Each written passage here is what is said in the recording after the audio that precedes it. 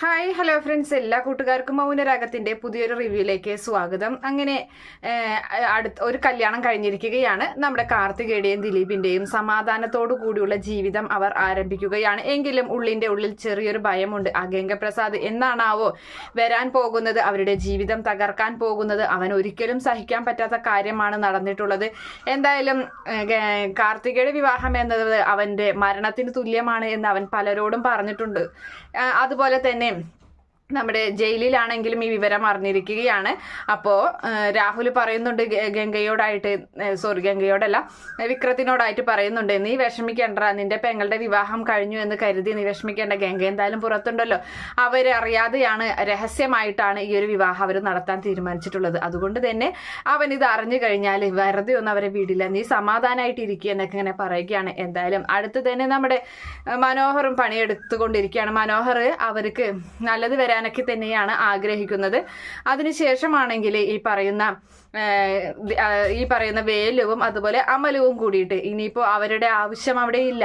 അവന്റെ കാർത്തികയുടെ വിവാഹം കൂടാനും അതുപോലെ തന്നെ ആ ഗംഗ അവനെ തീർക്കാനൊക്കെ തന്നെയാണ് വേലു അവിടേക്ക് എത്തിയത്. അപ്പം അതിൻ്റെയൊക്കെ ആവശ്യം കഴിഞ്ഞല്ലോ. അപ്പോൾ ഇനി അവര് പോകട്ടെ എന്ന്, കാട്ടിലോട്ട് തിരികെ പോകട്ടെ എന്ന് യാത്ര ചോദിക്കുകയാണ്. അപ്പോൾ ആ സമയത്ത് കിരണും കല്യാണിയും കൂടി ഒരു കാര്യം തീരുമാനിച്ചിട്ടുണ്ട് എന്നും അതുപോലെ തന്നെ നിങ്ങളുടെ വിവാഹം ഈ നാട്ടിൽ വെച്ച് ഞങ്ങൾ നല്ല ഭംഗിയായ ഒരു അമ്പലത്തിൽ വെച്ച് നടത്താൻ തീരുമാനിച്ചിട്ടുണ്ട്, അത് നിങ്ങൾ സമ്മതിക്കണം എന്നും പറയുകയാണ്.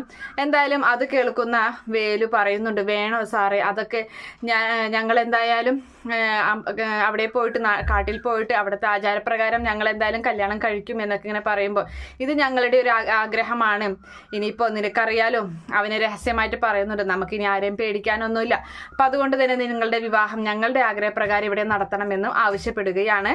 അതിനുശേഷമാണെങ്കിൽ അമലുവിന് ചെറിയൊരു വിഷമവും കാര്യങ്ങളൊക്കെ ഉണ്ട്. കാരണം ഈ ഒരു വിവാഹത്തിനോട് അവൾക്ക് ചെറിയൊരു സംതൃപ്തി കുറവുണ്ട്. വേറൊന്നല്ല, വേലുവിനെ ചതിക്കുകയാണ് എന്നൊരു തോന്നൽ അവൾക്കുണ്ട്. അമലുവൻ ഗംഗയുടെ കുഞ്ഞിനെ കളഞ്ഞതാണ്, ആരും അറിയാതെ. അതൊക്കെ കല്യാണിക്കൊക്കെ അറിയാവുന്നത് കൊണ്ട് തന്നെ അവളിങ്ങനെ വിഷമിച്ചിരിക്കണം കാണുമ്പോൾ കല്യാണി പറയുന്നുണ്ട്, നീ അതിനെക്കുറിച്ചൊന്നും ആലോചിക്കണ്ട, ഇത്രയും നല്ലൊരു പയ്യൻ വേലു, അവൻ നിനക്ക് കിട്ടിയത് തന്നെ ഒരു ഭാഗ്യമാണ്. നീ അവനെ മറന്നുകൊണ്ട് ജീവിച്ചത് കൊണ്ടാണ് നിനക്ക് ദൈവം അങ്ങനെ ഒരു ശിക്ഷ തന്നത്. ഇനിയിപ്പോ അതിനെക്കുറിച്ച് ആരും അറിയാനും പോകുന്നില്ല, നീ അപ്പൊ അതിനെക്കുറിച്ച് ചിന്തിക്കേ വേണ്ട, നീ അവനെ വിവാഹം കഴിക്കാൻ സമ്മതിക്കണം എന്നൊക്കെ പറയുകയാണ്. അപ്പൊ അതുപോലെ തന്നെ ഈ പറയുന്ന വേല് പറയുകയാണ്, അല്ല ഇവളുടെ അമ്മായിയെയും കൂടി വിളിക്കണം ഇങ്ങോട്ട് എന്നിങ്ങനെ പറയുന്ന സമയത്ത് ആയിക്കോട്ടെ, ആ മയെ ഇങ്ങോട്ട് കൊണ്ടുവരാം എന്നിങ്ങനെ ആവശ്യപ്പെടുകയും ചെയ്യുന്നുണ്ട്. അങ്ങനെ അതിനുശേഷം വേലു തന്നെയാണ് പോയിട്ട് മാമിയെ ഇങ്ങോട്ട് കൊണ്ടുവരുന്നത്. അങ്ങനെ മാമിയെ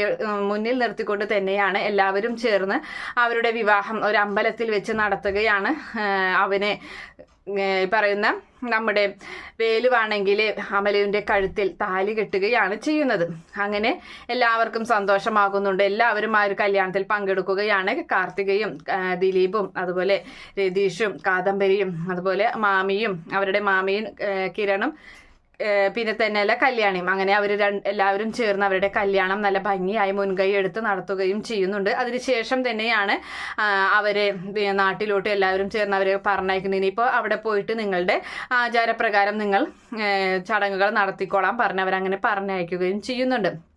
അതേ സമയത്താണെങ്കിൽ ഈ പറയുന്ന കല്യാണി പറയുന്നുണ്ട്, എന്തായാലും കാര്യങ്ങളൊക്കെ ഭംഗിയായി കഴിഞ്ഞു, അമലുവിൻ്റെ വിവാഹം നമ്മൾ ആഗ്രഹിച്ച പോലെ നടന്നു, കാർത്തികേച്ചിയുടെ വിവാഹവും നടന്നു, ഇനിയിപ്പോൾ എന്താണ് എന്നൊക്കെ ഇങ്ങനെ ചോദിക്കുന്ന സമയത്ത് കിരൺ പറയുന്നുണ്ട്, നീ എന്താഗ്രഹിച്ചാലും അതുപോലെ നടക്കും കല്യാണി.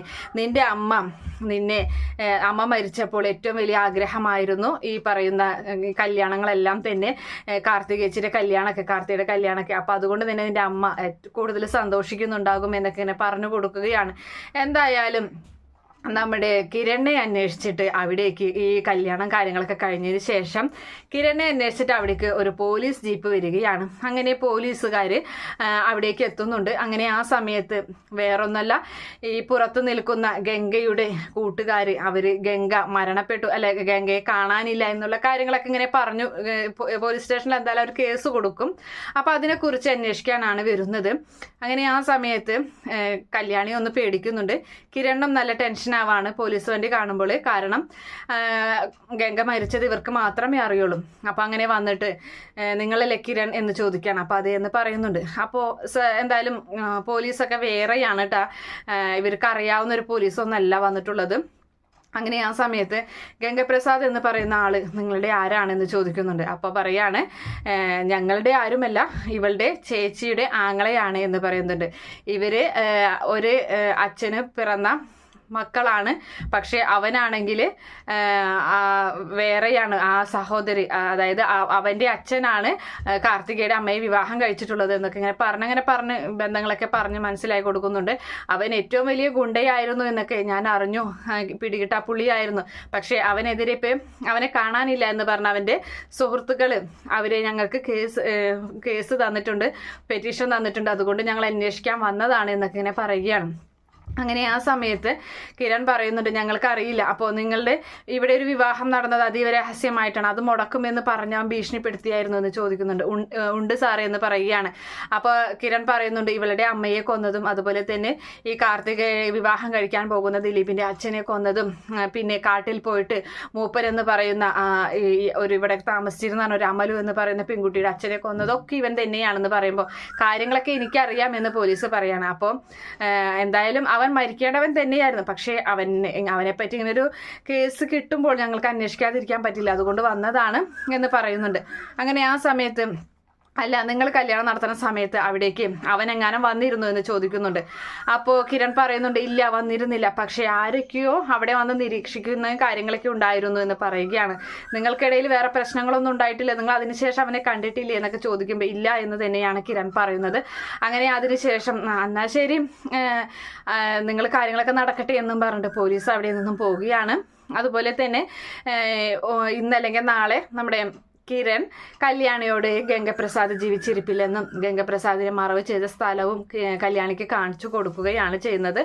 അതിനുശേഷമാണെങ്കിലും അവരെല്ലാവരും നല്ല സന്തോഷത്തിൽ ഇനിയിപ്പോൾ ഗംഗ ജീവിച്ചിരിപ്പില്ല എന്നുള്ള സന്തോഷവും കാര്യങ്ങളൊക്കെ ആയിട്ട് മുന്നോട്ട് പോകുമ്പോഴായിരിക്കും സരയുവിൻ്റെ പുതിയ പ്രശ്നം വരുന്നത്. സരയു ഈ പറയുന്ന കിരണിനെ സ്നേഹിക്കാൻ പ്രേമിക്കാൻ നടക്കുന്നതും അതുപോലെ തന്നെ കല്യാണിയെ കിരണിൻ്റെ ജീവിതത്തിൽ നിന്ന് മാറ്റി ആ ഭാര്യസ്ഥാനം ഏറ്റെടുക്കാൻ നോക്കുന്നതും തൻ്റെ കുഞ്ഞിനെ അച്ഛനുണ്ടാക്കി കൊടുക്കാൻ നോക്കുന്നതൊക്കെ, അങ്ങനെ അതൊക്കെ അവർക്കിടയിൽ പല പല പ്രശ്നങ്ങളൊക്കെ ഉണ്ടാക്കുന്നുണ്ട്. കല്യാണിയുടെ ജീവിതത്തിൽ പല അസ്വസ്ഥതകളും കാര്യങ്ങളൊക്കെ ഉണ്ടാക്കുകയാണ്. അങ്ങനെ കാര്യങ്ങളൊക്കെ അറിഞ്ഞ് പിടിച്ചു വരുമ്പോൾ കല്യാണിയും സരയും തമ്മിൽ നല്ല രീതിയിൽ ഉടക്കും കാര്യങ്ങളൊക്കെ ആകുന്നുണ്ട്. കിരൺ ആണെങ്കിലും സരയുവിനെ മാറ്റി നിർത്തുകയാണ്. കിരൺ പറയുന്നുണ്ട് നിനക്ക് ഒരിക്കലും എന്നെ ഭർത്താവായിട്ട് കിട്ടില്ല എന്ന് പറഞ്ഞ് അവളങ്ങനെ ആട്ടിപ്പായിക്കുകയും ചെയ്യുകയാണ്. എന്തായാലും നമ്മുടെ സരയുവിൻ്റെ ഒരു ഉദ്ദേശവും നടക്കുന്നില്ല. സരയുവിൻ്റെ രാഹുലിൻ്റെയും ഏറ്റവും വലിയ ആഗ്രഹമാണ് ഇവനെ കല്യാണം കഴിക്കുക, സരയും കിരണിനെ കല്യാണം കഴിക്കുക എന്നത്. അതൊന്നും ഒരിക്കലും നടക്കാത്തൊരു കാര്യം തന്നെയാണ്. എന്തായാലും അങ്ങനെ ഒരു ഭാഗമൊക്കെയാണ് വരാൻ പോകുന്നത്. കാത്തിരുന്ന് കാണാം. ഈ റിവ്യൂ ഇഷ്ടപ്പെടുകയാണെങ്കിൽ ഈ ചാനൽ ഒന്ന് സബ്സ്ക്രൈബ് ചെയ്ത് സപ്പോർട്ട് ചെയ്യണേ. Okay friends, bye, thank U.